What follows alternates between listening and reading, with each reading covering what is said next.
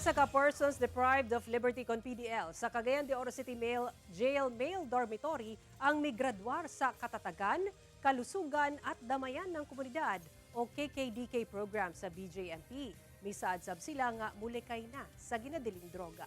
Ano yung report ni Cyril Chavez? A big hand this, sir, ma'am. Usa-usa nga mipaso ngadto sa entablado ug midawat sa ilang mga certificate kining 13 ka persons deprived of liberty kon PDL gikan sa Cagayan de Oro City Jail Male Dormitory isip pamatuod sa ilang paggraduar sa katatagan, kalusugan at damayan ng komunidad o KKDK program.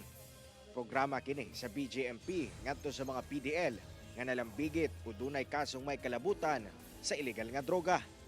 Ang mga PDL may pailawom ngadto sa psycho-educational drug counseling and intervention aron maundang sa paggamit sa ginadili nga droga ug aron andam sila nga mobalik sa komunidad panahon nga makagawas na sa prisuhan.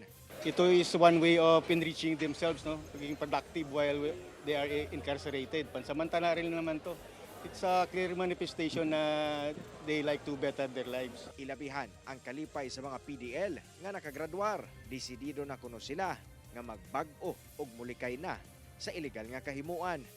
Karon amo na jung nasabtan nga ang usa ka gamayng lakang nga kinahanglan jud ay o dakong pagtagan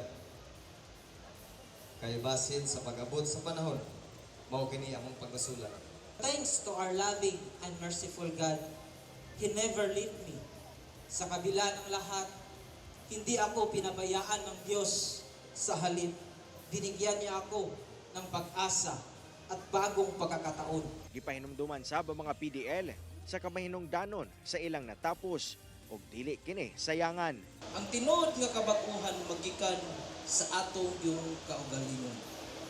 Papasalamaton kita sa atong labawng makagagahom. Nagitagaan kita og usog. Nagatindog gihapon bisan sa atong mga kapait nga nangagian. Kauban si Jaybert Pairat, Cyril Chavez. 1 Mindanao.